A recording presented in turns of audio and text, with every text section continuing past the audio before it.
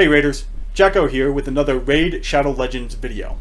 Today we're going to have a lot of fun because Polarium, in their infinite wisdom or so, has decided to give us a 2x summoning chance on ancient shards. Now, what is a 2x summoning chance? Essentially, all it means is that you have double the chance of pulling an epic or a legendary from ancient shards, in this case. So instead of having an 8% chance, like you would normally do, you've got a 16% chance to pull an epic. Instead of a 0.5% chance for a legendary, you've got a 1% chance for a legendary. Now, these are the free-to-play player's best friend. Getting that double chance is incredibly important for us, more so than it is for the whales who can just buy more shards. We need as big a champion pool as we can get to progress as far as we can, and getting that double chance on summoning is going to be a great way to increase your champion pool, just very simply. Now, don't be taken in. There are events every other weekend that are 10 times chances, and what these mean is that when you pull ancients or voids or sacreds on these 10 times chance, you have the exact same percentage chance of getting an epic or a rare as you do on any other day of the week. So this basic amount, 8% for an epic, 0.5% for a legendary. If you land on that percentage and happen to pull an epic or a legendary, the 10 times chance then gives you 10 times the chance of pulling the specific epic or legendaries that the chance is for. Now, if you have a giant champion pool already and you're just looking for that very specific champion to fill a niche for you, and a 10 times chance comes up for that, that's a great time to pull your shards if you're looking for that specific champion. If you're looking to increase your pool, such as I am, you really want to wait for these 2 times chances. Now, when do these events come up? So, the 2 times chances are on a every other weekend schedule, and the 10 times chances are on an every other weekend schedule. So this weekend we have a 2 times chance on ancient shards. Next weekend we're going to have a 10 times chance on some group of champions. The weekend after that we're going to have a 2 times chance on sacred shards. Then a 10 times, and finally a 2 times chance on void shards. Then a 10 times, and then we come full circle back to the 2 times chance on ancient shards. So, because my channel is new, and because I'm a free-to-play player and we don't have a ton of shards to pull, I mean 31, I'm not going to do the summon 10 at a time. That would take all the mystique and mystery and fun out of it, frankly, so we're going to summon them one at a time to give that anticipation, that shiny light show that occurs when you summon a champion, and hoping desperately, praying to the gods of chaos that we're going to pull a legendary or an epic. Now, my wish list for today, my wish list for rares is going to be Apothecary. Hands down, he would be an exceptional addition to my squads. On epics, I'm honestly not sure. I'm really looking for an AoE nuker. I feel that my Galek, though really good in campaign farming for me, is slowing me down a bit when it comes to my dungeon progression and everything along those lines. So I'm really looking for a good AoE nuker in the epic category. In the legendary category, it is Harvest Jack, hands down. Now, not because he's a super duper champion, not because he's the cream of the crop, the best I could possibly pull, but rather because Harvest Jack is aesthetically my absolute favorite champ. Go figure, I'm a Halloween addict, and he is the epitome of jack-o'-lanterns and Halloween. I think you can get the synergy there between Harvest Jack and myself. I think. Outside of Harvest Jack, Dracomorph would be an incredible pull for me as well. There are tons of legendaries that would be really good for me as well, but those are my top 2. Now, instead of going over every pulls kit and every pulls aesthetics, I'm going to go ahead and only go over the kits and the aesthetics for really interesting champs. So if I pull an Apothecary or another rare that I think is really good for the free-to-play players, we'll look into them. Any of the epics we pull and any of the legendaries we pull, we're going to go ahead and go into their kit and their aesthetics. Not a full aesthetics, just kind of an overall. We'll save the full aesthetics for when we actually do a champion guide on them. So, without further ado, and crossing our fingers, praying to whatever deities might be listening, and sacrificing whatever livestock we need to, let's get into our pulls. So, our first pull number 31 of 31, we get a loading screen. This is exciting. Not exactly the anticipation we were going for to start it off, but we'll get there. I'm sure we'll get there. Anytime now. Plarium, work with me. Work with me. You know you'll love me. We pull an epic, and it's a duplicate. So, Yaga the Insatiable. He is a pretty good clan boss champion, but he's also your 60-day free login champion. Oh, let's go over his kit real quick. On his A1, attacks one enemy, has a 40% chance of placing a 5% poison debuff for 2 turns. That books up to a 50% chance, so it's okay. It's the big version of poison. We'll take it.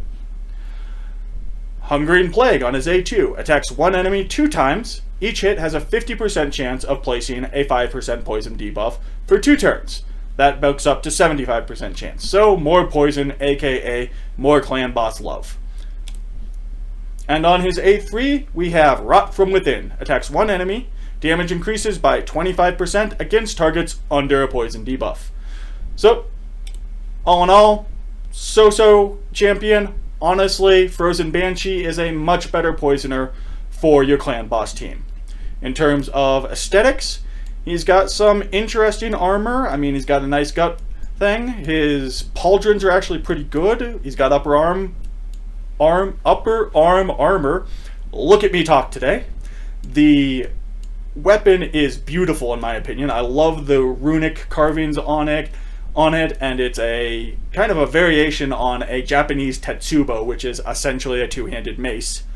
Very pretty. He's even got a helm and horns to protect his head. So all in all, I'm going to go ahead and give Yaga a 3 gourd for his aesthetics.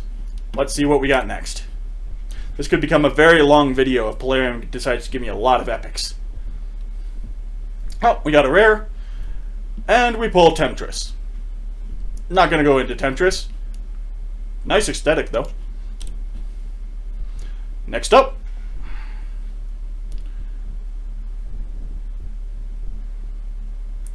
Another rare. And we have Cataphract. Interesting name. Decent aesthetic. Not one I'm looking for, though. So, into our next pull. And we get another rare. And we have a second Coffin Smasher. This is a duplicate of Coffin Smasher. Coffin Smasher is a really good clan boss champion, and one that I will be doing a guide, because I do have him already at 5 stars at this point. Though I'm still working on getting enough books. So, I just got a book for Coffin Smasher. How nice. Next pull. We get another rare. And we've got Stout Axeman. I can't even tell if he actually has an axe on that. Not one I'm looking for, though, so let's continue on. Driving through these. Pulling the epics. Come on. Nope, pulling the rares. We've got Sentinel. Some niche uses for Sentinel here. I believe he's the second one I've pulled, so not so exciting for me. 6 down, 25 more to go. And we get another rare. We have Sanctum Protector. Again, not one I'm really looking for. So, let's continue on. Now, by the chances, I should get about 4 or 5 epics. I would level... Hey! Epic number 2. And we get Missionary. So, Missionary has a very samurai-esque armor. setup, though no mempo, which would be the face mask on a samurai helm. But the horns and all are reminiscent of what you would find on a samurai helm. No drapes off the sides, though. His pauldrons are actually really close to his shoulders, which is great. These upper arm things probably actually won't catch him in the head. They're far enough down on those shoulders to be viable. Got a very pretty halberd here, or great axe. You could call it either. I think its technical term would be a poleaxe. He's got a nice heater shield. Using a poleaxe and a shield at the same time is very difficult. Let's hope he's really beefed up that right arm. He's still going to lose it constantly. All in all, his armor is actually really good. It's really extant. It's really accurate for a lot of armor styles. I mean, it's mixed and matched between cultures, of course, but still, really good. He's not going to kill himself. I also love the scar over the eyes. I don't know. Maybe there's something wrong with me, but I love characters who have facial scars. Or facial tattoos. Whatever. Anyways, aesthetically, I'm going to give Missionary here a 4-star. Gourd. 4-star? A 4 gourd. Let's take a look at his kit. So his A1, Crashing Halberd. Apparently they call that poleaxe a halberd. Attacks one enemy, has a 20% chance of placing a stun debuff for 1 turn. Books up to 35% chance. Not bad. His A2, In the Thick. Attacks one enemy, has a 75% chance of placing a provoke debuff for 1 turn. Has a 100% chance of placing a provoke debuff for 1 turn, and a 50% decrease attack debuff for 2 turns if this champion's current HP is higher than the target's current HP. Maybe okay in Arena, but you're not going to have higher HP when you get up to level 20 and such than even the waves, so not until they're way down. So honestly, not impressed with In the Thick. Humble the Faithless. Attacks one enemy, decreases the target's turn meter by 50%. Nice. Has a 75%, 100 when booked, of placing a 100% heal reduction debuff for 2 turns. Also has a 100% when booked chance of placing a 30% decreased speed debuff for 2 turns. So. The decreased speed is nice. The heal reduction, if you have synergy elsewhere, can be nice. But honestly, all in all, I am not a huge fan of Missionary. So, let's move on. Polarium should give me 3 more epics if the chances are right, but let's go for at least 1 legendary and lots more epics. Here's another rare. We have Witness. Not one I'm looking for. So continuing on, before this video becomes an hour long. We have Myrmidon. Nice armor. Very pretty, very well engraved. Still not one I'm looking for, so on we go.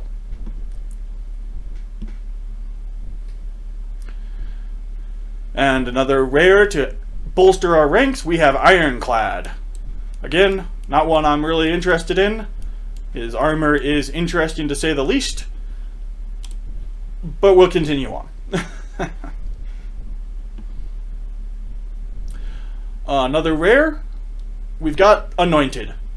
Again, not overly interested in. Now, let me know on these shard pulling videos, for a lot of these rares that we're not going to go over, let me know if you do want me to give them just a brief overall aesthetic look on them.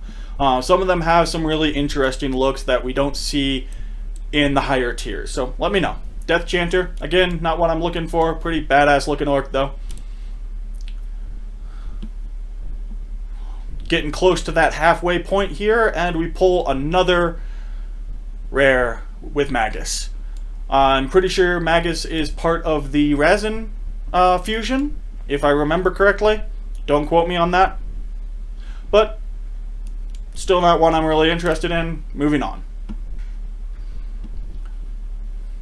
Anytime on that legendary Polarium. Nope, another rare.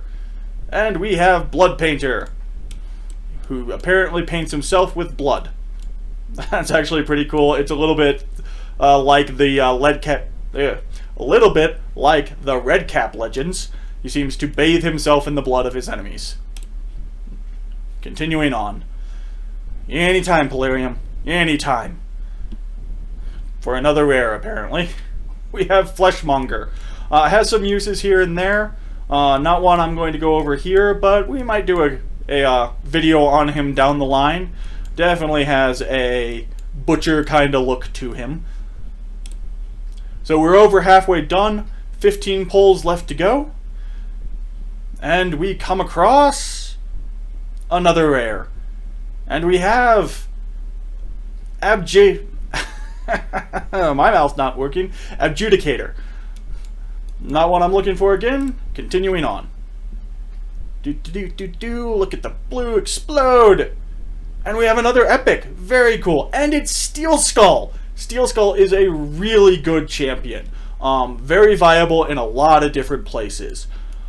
Aesthetically, I'm hoping he's a caster, because if he's not and doesn't have any other way to see, he's blind. That helm covers his entire head, or his entire eyes. He can't see. Hopefully he smells or has other senses.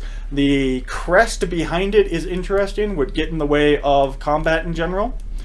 You definitely have to be wary about those upper arm blades. Maybe he could use them in melee combat to his advantage. More than likely he's going to cut himself up. But he seems to be into body modifications anyways, with nipple rings and shoulder rings and nose rings. So maybe he enjoys the cutting of those blades when it happens. He's giving the enemies a nice way to choke him to death with the noose necklace, but hey, pretty badass still. And a closed man catcher. So the weapon he's holding is similar to what's called a man catcher. It's a pole with essentially a half crescent hook, or half crescent thing, just like it's showing there, with spikes that is used to kind of spin and catch the clothing and everything and subdue an enemy. His is closed, which makes it much less viable for its purpose, so probably a magic doodad or whatnot. Aesthetically, though, I'm going to give our body modded Steel Skull here a 3 gourd. I like him, but I don't love him. On his kit, Decay. Attacks one enemy 2 times, has a 10% chance of placing a 5% poison debuff for 2 turns. That books up to 35% chance, so not bad. Maybe good for a secondary poison debuffer. Cleansing spell. Removes all debuffs from a target ally, then heals them by 40% on a 3-turn cooldown. A decent single target heal and cleanse. Not the best out there. Protection. Places a 60% increased defense debuff on all allies for 2 turns and heals all allies by 20% of their max HP. And that's on a 4-turn cooldown. That's a pretty nice heal, honestly. And he's got increases ally defense in faction crypts by 27%. So I have heard that he is really good in faction crypts and such, and is very likely to be on my faction crypts skinwalker group as a healer and a cleanser and a buffer. So nice pull there. Let's see what we got in the last 13 here. We get another rare, and we get Totem. Not someone I'm looking for. Sorry, Totem, we will talk to you at a different time. Next pull, more blue explosions. And we get more blue. With War Maiden. I've already maxed her out. I've even done a video on her at this point. Or, I have recorded the video. You'll get that soon. Anyways, absolutely top tier rare champion for free-to-play players. Watch the video coming up. You'll understand why. Great, great champion. Looking forward to that. What do we got?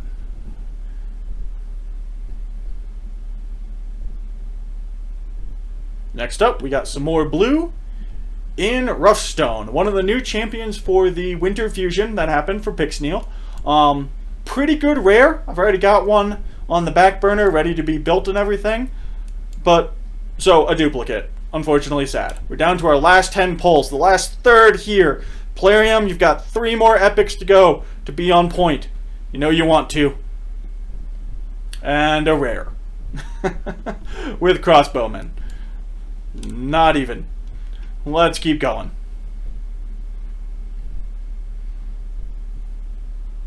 We got another rare. Shiny Ghoulish Ranger. Love the glow effects. Don't love the champion. Let's keep going.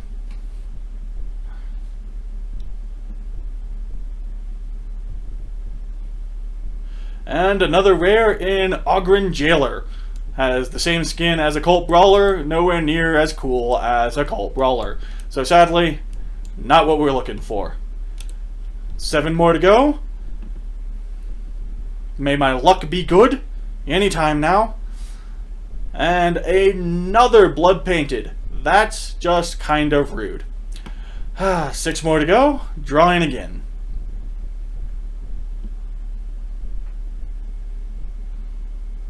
And another blue. And an Executioner. How wonderful. We can farm him from the campaign. So that is just a painful pull. Down to our last 5. The percentage chances are not really working out for me here, Polarium. This was my 2 times event to really hammer it in. Get all those good champs. Well, here's another epic. And we have one of the giant bears, Ursine Ice Crusher. Pretty cool looking bear, honestly. Though the upper arm claws here, they are really gonna cut the crap out of him. The neck piece here isn't high enough to be a gorget, so it's just an interesting addition. Scarred bear, though, pretty cool there. Overall, I'm going to give his aesthetic a 3. Cool bear, really neat effects on his claws here, and his gauntlets and forearms are actually very nicely protected, as are his legs. But the, I don't know, upper arm pieces that are going to claw the crap out of him, I'm not impressed with, and his gorget is decorational at best. So let's check out his kit. So on his A1, we've got Ravaging Paw. Attacks 1 enemy, has a 10% chance of placing a block cooldown skills debuff for 1 turn. That books up to 30% chance. Pretty nice. Decent in arena or anytime you're going up against waves that have cooldowns. On his A2, Howling Gale attacks all enemies, has a 75% chance of placing a 30% decreased crit rate debuff for 2 turns. That books up to a 100% chance. That's pretty nice for just reducing the damage you're going to be taking. On his A3, and it looks like we've got a passive here, Shroud of Winter. Decreases the damage of all, decreases the damage all allies receive from critical hits by 15%, and fills this champion's turn meter by 5% whenever an enemy lands a normal, strong, or weak hit. So essentially anytime they land a hit. That's actually going to pump up his turn meter quite a bit, so that's pretty nice. Zora increases ally HP in all battles by 25%, so a bump up on the starting champion's ally HP aura, so something good there. He might be, depending on his multipliers, especially on this A2, Howling Gale, he might be a good nuking champion, so I might have gotten my wish here. Gonna be doing some research, as you should when you pull really any champion. Do your research, find out if it's the sort of champion that's going to fit for you. Then do your own thinking and find out if they really are a champion that's going to fit for you. Down to our last 4 pulls, still have our fingers crossed for that legendary.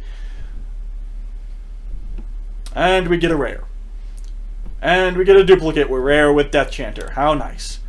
3 pulls left.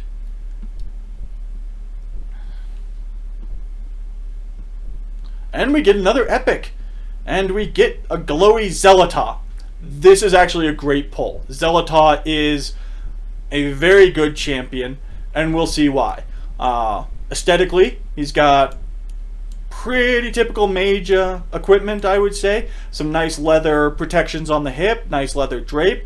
The rest of it is cloth, which can, depending on the weight of the cloth and things like that, can be somewhat protective. Though he's not going to be taking any big blows from like a great axe or a warhammer or anything like that. The collar is very mage-like. It's pronounced. He's going to run into it a lot, but it's probably cloth or light leather, so that's not going to be an issue. His vambraces come over the hand a little bit, but otherwise are pretty good.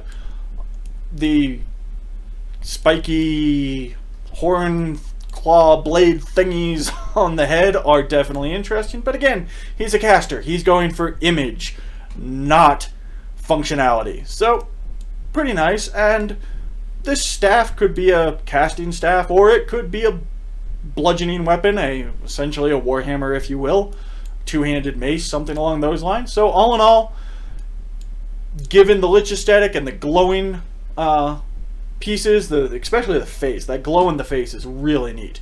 I'm going to go ahead and give Zeleta here a 4 gourd. Let's check out his kit.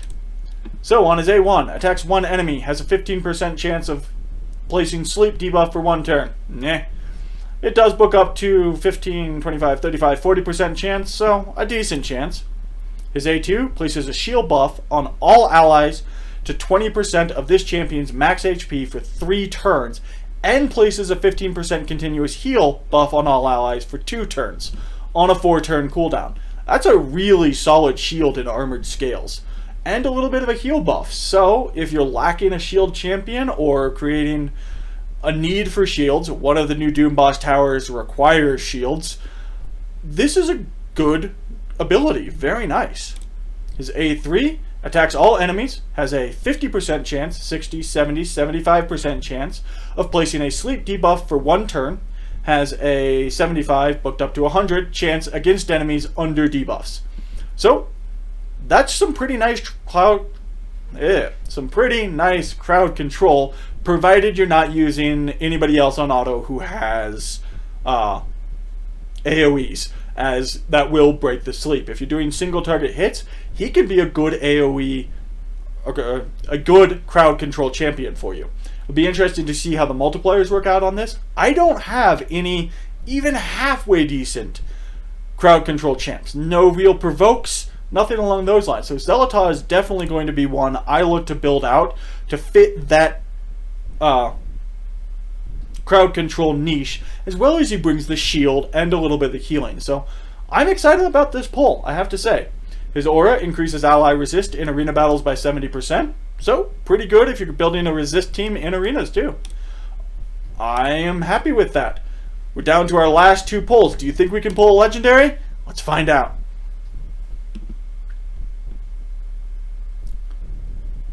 Next pull is a rare. Not even a rare we want. A rare we've gotten. Stout Axeman. You gotta wonder at the range in the game when this sort of thing happens multiple times in 30 shards, when there are hundreds of rare champions. Final pull. Fingers crossed. Does Polarium love me? A little bit. And we have Kryptwich. I have not seen anything about her, so this will be an interesting experience to try and judge her on her merits just flat here. Armor-wise, good leg armor, good arm armor, though she's missing any protection on the elbows. Even good neck and upper chest armor. The entirety of the body, where she keeps all of her internal organs, is completely open, which is a really bad idea if you want to live through the combat. Apparently, as a Kryptwich, she really doesn't care. Since she is a Revenant, maybe she doesn't actually have any internal organs in there, or none that are vital. Maybe it's all brain power, which she has heavily guarded here. Though the crest is interesting to say the least. It is definitely going to get in the way of her fighting and catch all kinds of blades, and she's got something trying to claw its or push its way out of the back there. That's rather creepy, honestly. I really like it. On her weapon here, we've got a spear, short spear. Very pretty, very effective. I'm going to give our Kryptwich here, just because of the lack of any chest armor. She's going to get a 3 gourd. The creepiness of the back of that head is awesome, though. I love that. So, on her A1, Fetid Steel.